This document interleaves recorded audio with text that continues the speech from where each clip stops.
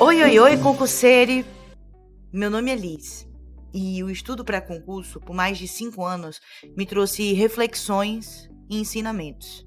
Eu sei, por experiência própria, que essa é uma jornada dura e às vezes, muitas vezes, na verdade, solitária.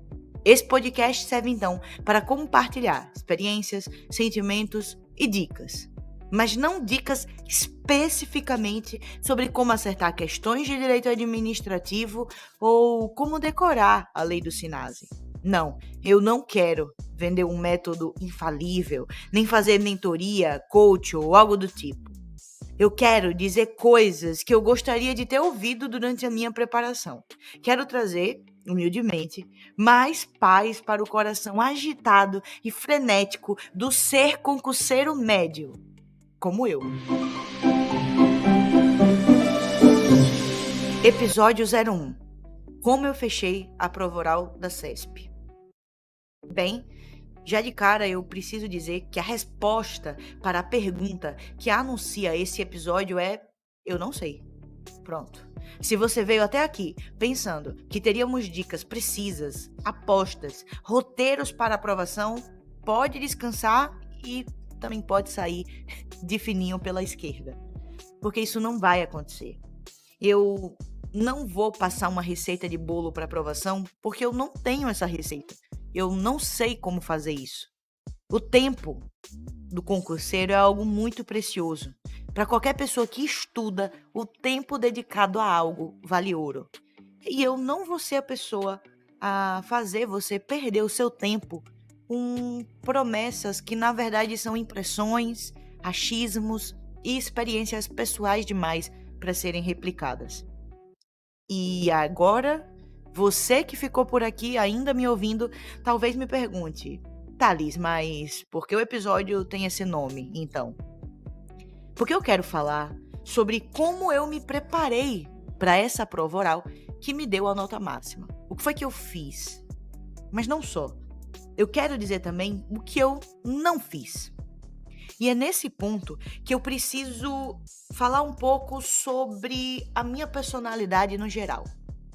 Eu prometo que em outro episódio eu faço um relato mais detalhado sobre a minha trajetória completa no mundo dos concursos até aqui e uma espécie de relato de aprovação. Como eu cheguei no cargo público de defensora pública que eu ocupo hoje, que sempre foi o meu objetivo final. Mas antes disso, eu preciso só trazer um panorama, um contexto. Eu sempre fui uma boa aluna, uma aluna ok. Não a melhor aluna da sala, mas também uma aluna tranquila. Não dava trabalho para os meus professores, era interessada na matéria, às vezes ficava de recuperação, mas me salvava. Passei no vestibular, na federal do meu estado. Nunca fui a melhor aluna da minha faculdade e como uma concurseira, eu repeti essa trajetória. Como eu disse, em outro episódio, eu falo mais sobre essa jornada completa.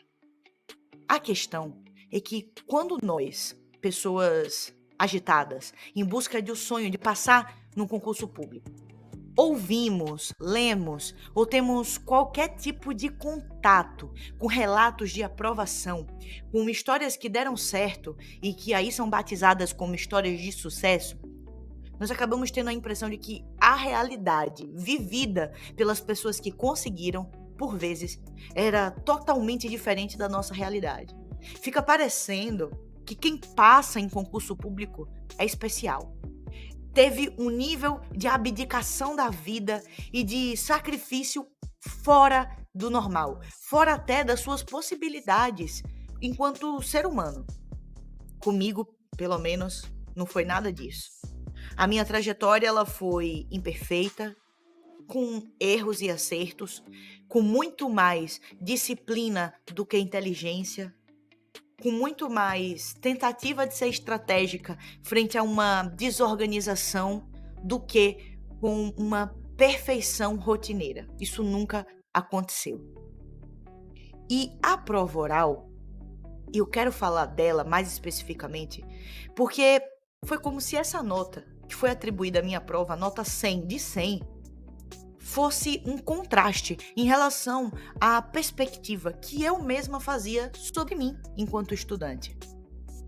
Eu nunca me senti merecedora de uma nota máxima em qualquer etapa do concurso, seja na fase objetiva, seja na fase subjetiva, na oral e muito menos nos títulos.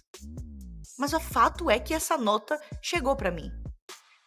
E eu tinha reassistido as minhas falas, as minhas respostas na prova oral antes da nota sair. E eu comentei com uma amiga minha dizendo que provavelmente eu ia ser muito penalizada na questão de penal, porque eu não tinha ido bem.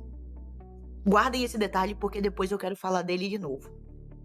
O fato é que, em tese, uma nota máxima em uma prova oral significa que o candidato ou a candidata preencheu todos os requisitos da parte técnica, de argumentação, de oratória, de desenvolvimento das ideias e também do conteúdo, no caso dessa prova específica, um conteúdo jurídico.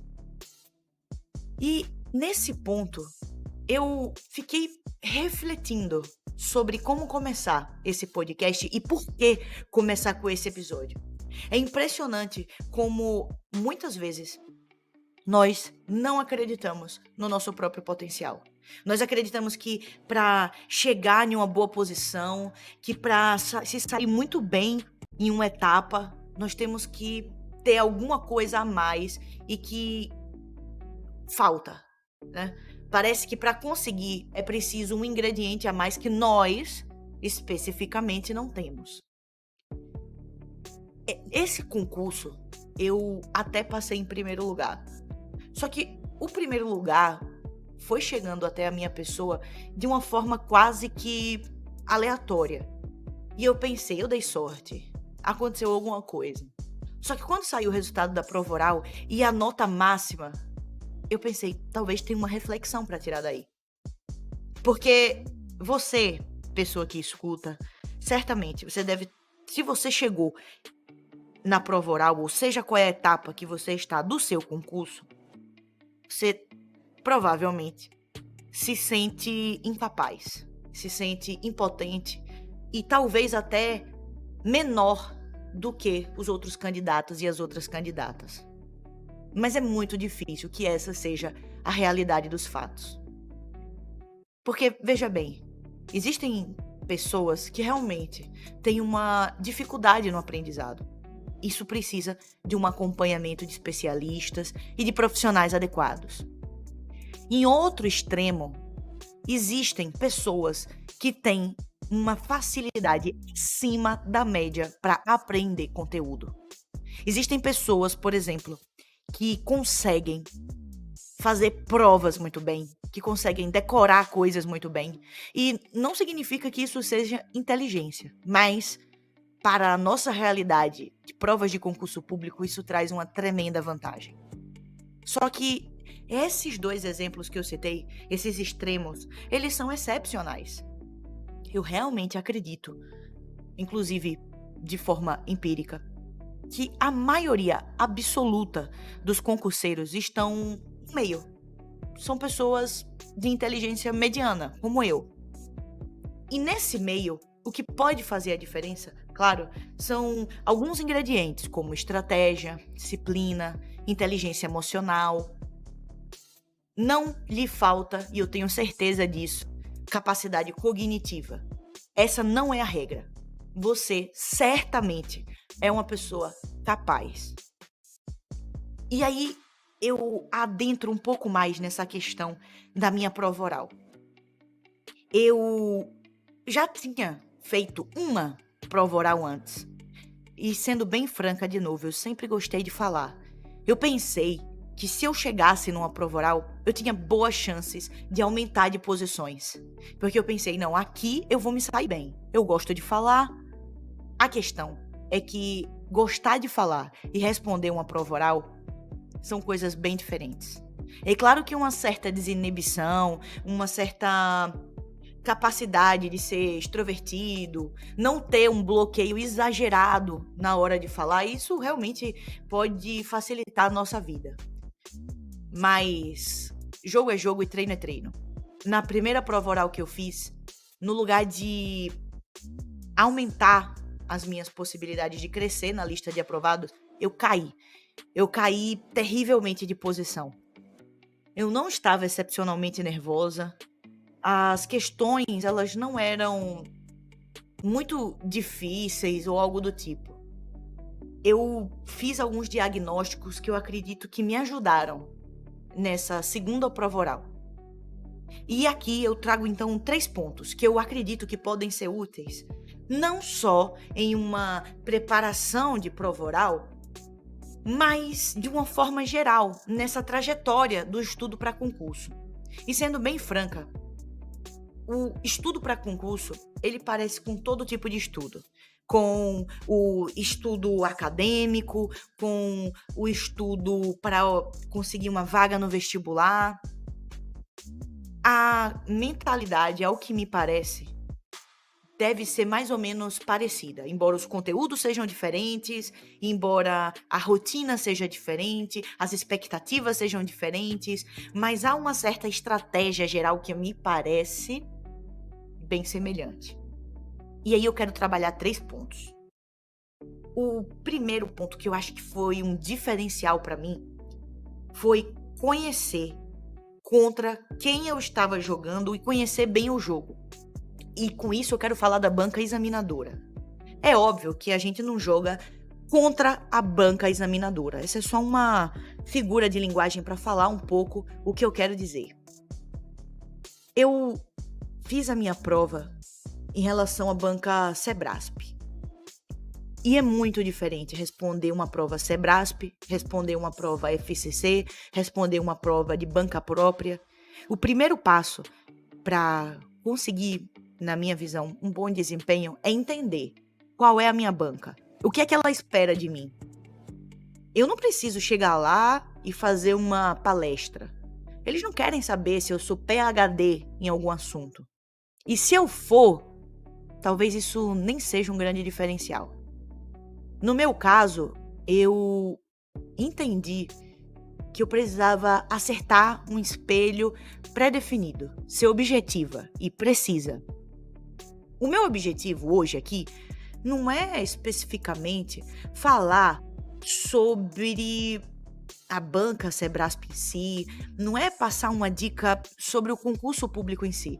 É mais até uma questão de mentalidade. É mais, eu diria, uma forma de tentar colaborar com o concurseiro ansioso, a concurseira nervosa, do que realmente uma dica prática no mundo dos concursos. Então é isso, eu acho que o primeiro passo é saber o que é que a banca espera de mim.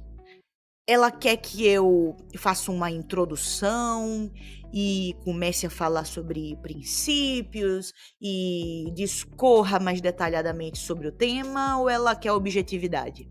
Isso serve para a etapa oral, mas na verdade serve para qualquer etapa. É muito importante conhecer o perfil da banca. Essa banca que você vai enfrentar na sua prova, seja ela qual for, o que é que ela espera de você? Ela quer que você tenha lido a lei seca? Ela quer que você conheça súmulas? Ou ela é mais aprofundada? Esse é um passo crucial. Por quê? O mundo dos concursos, ele depende de uma certa leitura estratégica do jogo. Se você tem uma ótima oratória, mas não sabe como responder uma prova oral, isso pode ser prejudicial. É como, trazendo aqui um exemplo bem bocozão, é como uma pessoa que joga muito bem na pelada dos amigos, faz drible, faz tudo, e aí do nada é colocado para jogar uma Copa do Mundo. A chance desse jogador brilhar numa Copa do Mundo é muito difícil. Porque uma coisa é brilhar numa pelada, é fazer um drible, e outra coisa é aguentar a rotina de alto nível de uma Copa do Mundo. Não sei se deu para entender o que eu tô querendo falar, mas espero que sim. Então é preciso conhecer o jogo. Quanto tempo você tem para falar? O que é que a banca espera de você? No caso da Sebrasp, por exemplo, ela esperava uma certa objetividade. E isso é fundamental. E nos leva já ao segundo ponto. O segundo ponto me parece ser: se conheça. Faça faça um diagnóstico de quais são no momento as suas fraquezas e também as suas forças. Porque você tem forças. Todos nós temos pontos positivos e negativos em relação à nossa trajetória de estudos. E eu percebi, quando fui fazer essa minha segunda prova oral, que um grande erro na minha primeira prova oral foi de que eu já falava com uma certa facilidade. Só que eu escutei dicas genéricas.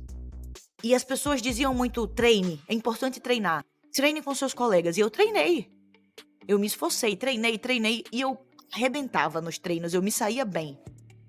A questão é de que o que me prejudicou na minha primeira prova oral não foi a falta de treino.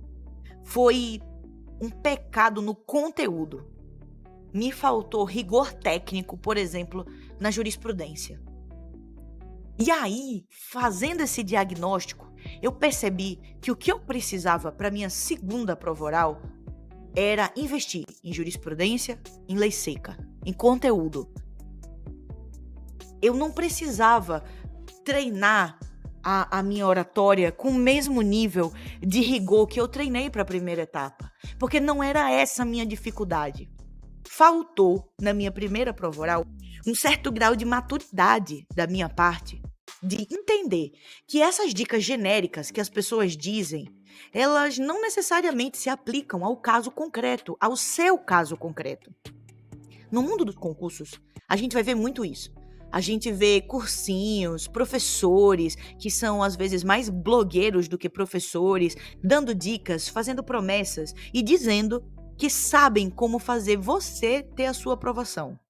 Isso não necessariamente é verdade, porque a pessoa que mais conhece a sua realidade é, obviamente, você. Só que fazer esse diagnóstico exige tempo, exige experiência e uma certa dose de humildade. Porque descobrir onde você está errando na sua preparação exige uma abertura. Exige que você compreenda que há algo a ser corrigido. Que fazendo a mesma coisa repetidamente, você não vai conseguir resultados diferentes. E eu não estou dizendo para você abandonar os cursinhos, porque inclusive na prova oral, por exemplo, eu acho que eles são muito importantes. É uma das formas mais eficazes, na minha opinião, de você conhecer o perfil da banca. Nessa prova oral que eu fiz o curso Ciclos, porque eu acreditei, depois de umas pesquisas, conversei com outros candidatos, conversei com pessoas que já tinham sido submetidas a esse mesmo estilo de prova. E aí eu achei que para fazer uma prova da defensoria com o perfil Sebrasp, o Ciclos, na época, foi a minha escolha para o tipo de prova que eu ia fazer, para o cargo que dizia respeito a essa prova e para a banca a que eu ia me submeter. Acontece que comprar um curso não pode ser uma decisão automática. Saiu o concurso, eu vou comprar um curso. Não, porque senão nós somos levados a agir por impulso. Para conquistar um sonho, a gente acaba gastando muito dinheiro e gastando mal, sendo levados por um marketing, por um discurso de desespero. Então, de certa forma, até a escolha de como lutar por esse sonho, ela precisa de uma ponderação. Antes de comprar um curso, eu preciso colocar o pé no freio, respirar fundo e ver se primeiro eu realmente preciso adquirir um novo material, se aquele material que eu vou adquirir vai preencher as minhas expectativas, vai mais me ajudar ou me atrapalhar. E com isso, eu não quero dizer que você não vai comprar um cursinho. De jeito nenhum, não é isso. A questão é que para você adquirir material no mundo dos concursos, até para isso, você precisa de um certo discernimento. Você precisa entender qual cursinho é bom para que etapa, para que carreira, para que prova. É importante também não se deixar seduzir por discurso terrorista de cursinho, dizendo que se você não comprar aquele curso em específico, acabou sua preparação. Não, isso é terrorismo, isso faz mal pro seu psicológico e não ajuda em nada. É preciso conversar com outros concurseiros, com pessoas que já têm um pouco mais de experiência nessa trajetória, para saber qual curso você usou, qual curso você gostou, qual você achou melhor para esse cargo aqui que eu estou querendo estudar. Isso é só a experiência que traz. Experimente métodos. Pergunte para as pessoas como foi que vocês estudaram. E eu digo isso porque quando a gente vai de peito aberto, assim, inexperiente no mundo dos concursos, a gente acaba confiando nos professores, porque o professor passa isso. Só que o professor de cursinho, muitas vezes, é também um empresário, um blogueiro. E às vezes, infelizmente, às vezes ele visa mais o lucro do que o bem-estar do aluno e da aluna. Isso faz com que você gaste o seu dinheiro utilizando materiais que você não precisaria ter comprado e que, na verdade, muitas e muitas vezes, nem te deixam mais perto da aprovação. A minha iniciativa de fazer esse podcast é um pouco também de uma certa revolta contra isso. Porque, às vezes, a gente, querendo passar no concurso, você pensa, não, eu faço o que for preciso, é para comprar esse curso aqui, eu vou comprar. É para ler essas 300 páginas de PDF, eu vou ler. É para ver 20 horas de videoaula por dia? Não, vou ver, porque eu quero passar. Só que aí o seu esforço, ele não é otimizado. É preciso colocar o pé no freio, colocar a bola no chão, respirar fundo, conversar, checar. Converse com outras pessoas, com outros candidatos. Descubra qual é o modelo de estudo ideal para você, qual é o curso que mais atende à sua necessidade. Porque hoje a gente tem essa facilidade de que com a internet você tem bons cursos e existem professores sérios, cursos sérios. A gente só precisa de um certo discernimento para achar quem são essas pessoas, quem são essas empresas. Muito bem. Mas eu ia dizendo, faça o seu diagnóstico. Conheça você mesmo enquanto estudante. O que é que dá certo para você? O que é que você está precisando? O seu problema é mais uma inibição na hora de falar? E agora eu me refiro, obviamente, mais à prova oral. Mas isso serve para qualquer etapa. Qual é o seu defeito? Você tem uma dificuldade de entender lei seca? Você fez questões e percebeu que o que você mais erra não é doutrina, é lei seca? Foco na lei seca. Na segunda fase, qual é a sua dificuldade? É o tempo? Você tem dificuldade em escrever uma peça com aqueles minutos lá que te deram? Foco nos simulados. E na prova oral, qual é a sua dificuldade? Você tem medo na hora de falar? Então talvez seja o caso de focar nos treinos. De perder essa inibição. Ou de pelo menos domá-la. Você não precisa mudar a sua personalidade para fazer uma prova. Vários amigos meus que têm muito mais dificuldade de falar que eu tiveram resultados em prova oral, principalmente nessa primeira prova que eu comentei que eu não me saí bem. Essas pessoas, elas tiveram resultados infinitamente melhores que os meus. Infinitamente. Porque a prova oral não quer saber se você fala bem, se você vai ser um professor, um palestrante. Ela quer que você saiba falar aqueles assuntos e acerte. Então, no meu entendimento, essa é a importância de você se diagnosticar. E a gente vai se diagnosticar como? Testando. No caso de uma prova objetiva, faça simulado, faça questão, vá fazer a prova. Se você tiver essa condição financeira de fazer provas, faça. Não espere o momento perfeito em que você saiba 100% para poder fazer uma prova, porque esse momento nunca vai chegar. O meu nunca chegou.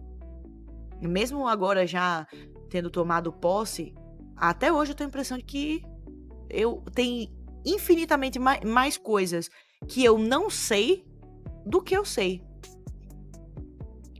E a terceira coisa que eu ia comentar sobre essa questão da prova é um clichê, talvez seja o maior clichê do mundo dos concursos. Mas como boa parte dos clichês, ele tem um fundo de verdade tremendo, que é: confie em você. Confie mais em você.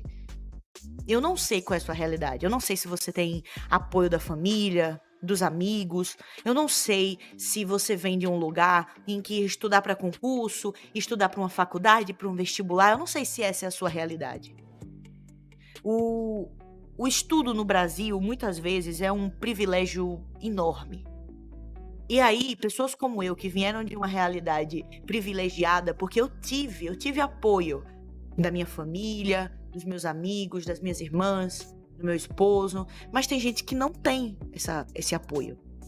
E às vezes esse apoio não vem, não só porque as outras pessoas não querem o seu bem, às vezes não é isso. Às vezes é até uma ignorância. A gente, para sonhar com alguma coisa, a gente precisa ter uma mínima perspectiva de que aquilo é possível. Você precisa conhecer, você precisa abrir seu leque.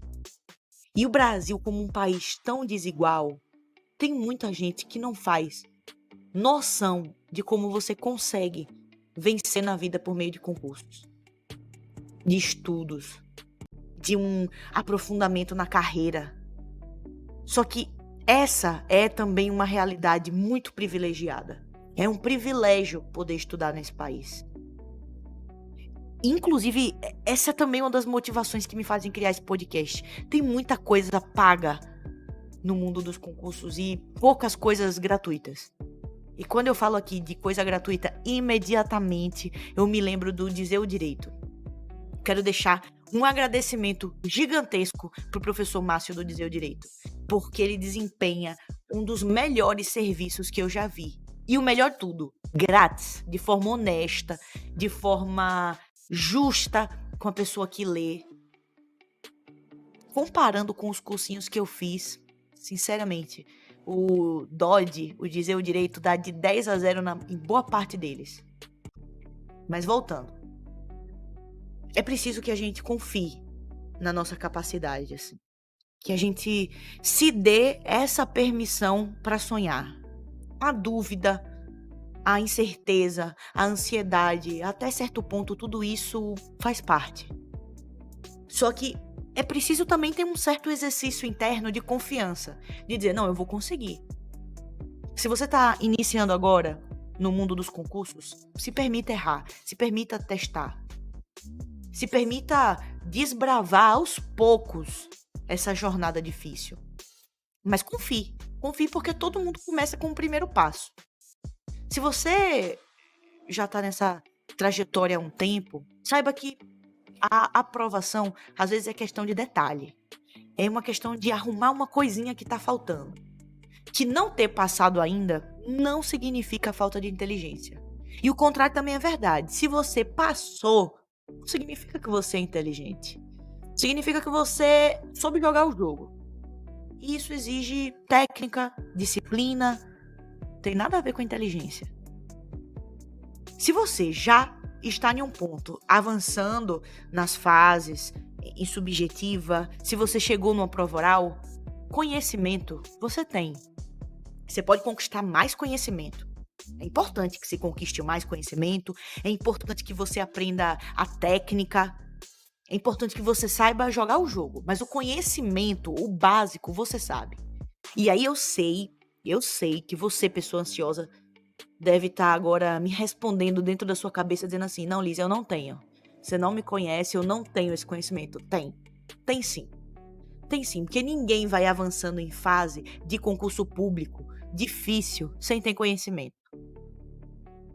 É preciso confiança. É nessa hora que você precisa não lutar contra você. Você precisa se acolher, se abraçar, ser mais gentil com você.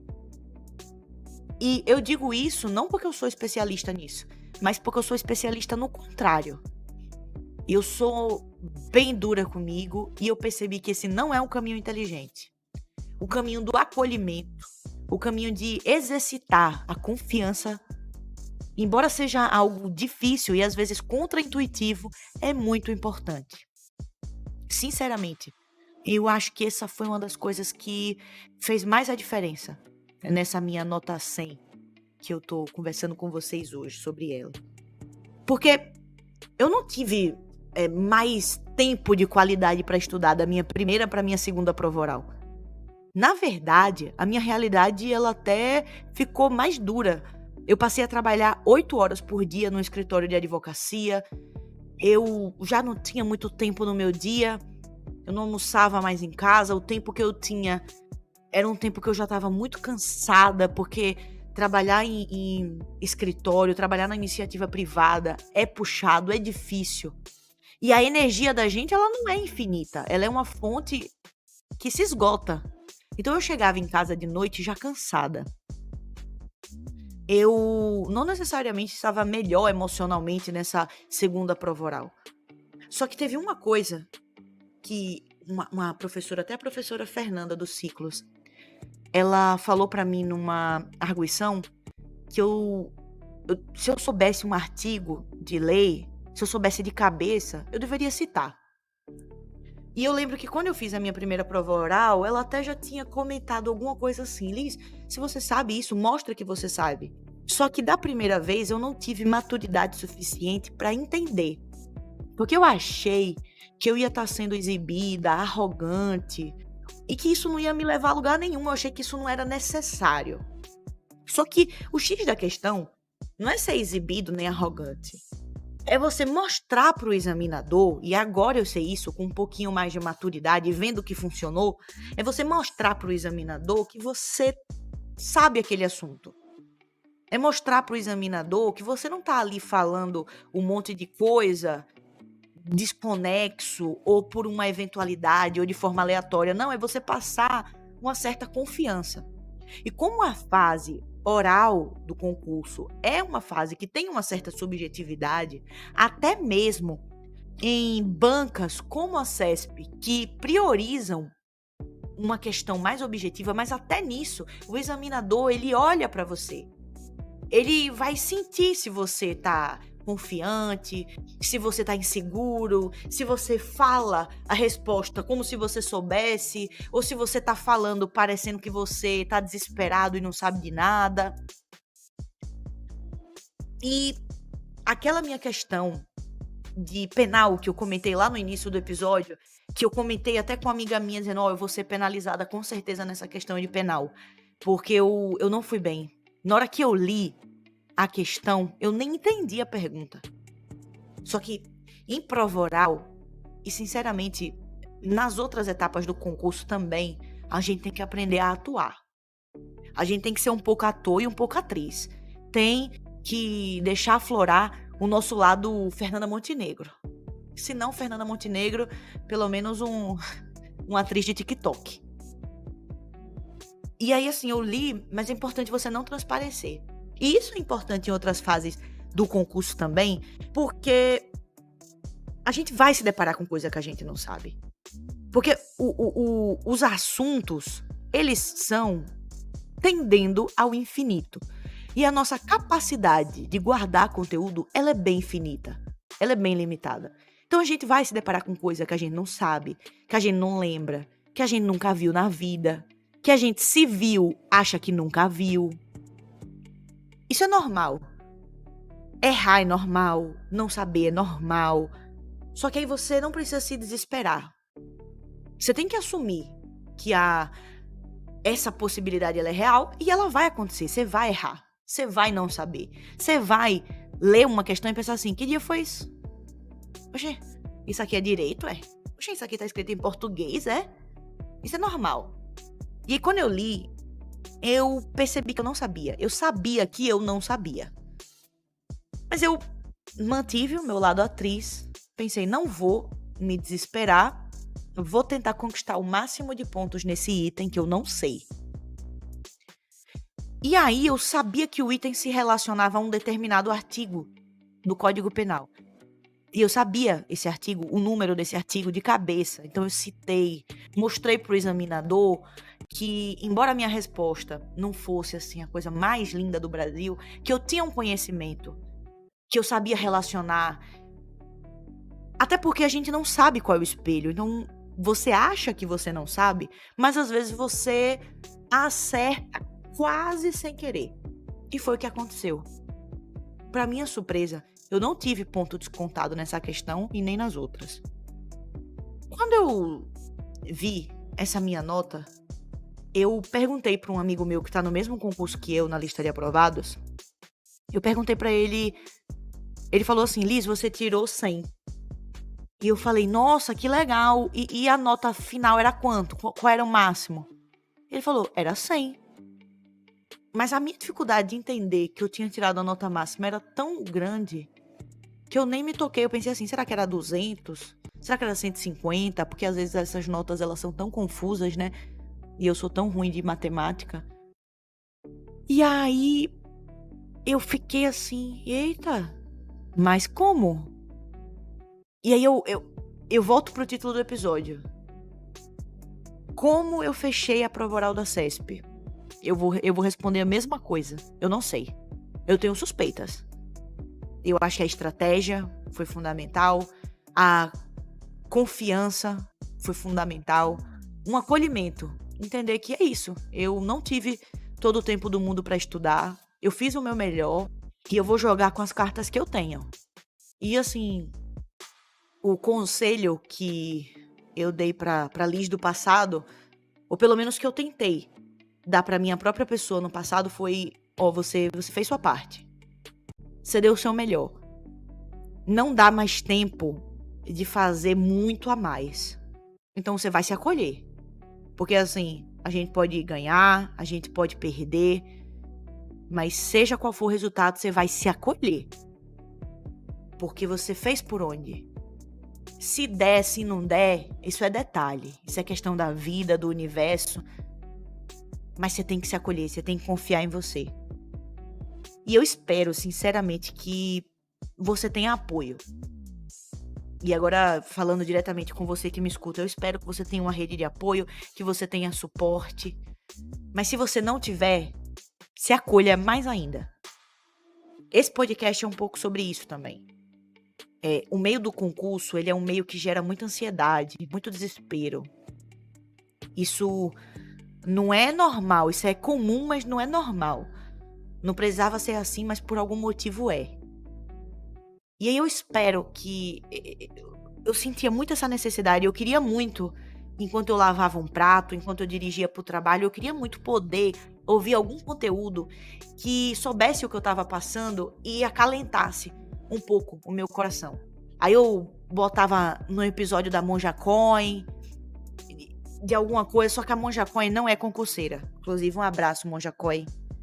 Obrigada por tudo. Mas eu pensei que poderia ser útil, então, trazer essas palavras, né? Agora que deu certo, que eu cheguei no cargo que eu queria, eu pensei que... Eu tenho tanta dificuldade de entender que deu certo. E eu pensei assim, nossa, mas como é que deu certo, né? Se eu sou uma pessoa tão mediana, tão ordinária, uma pessoa qualquer. E eu pensei, então, que essas reflexões, elas poderiam ser úteis.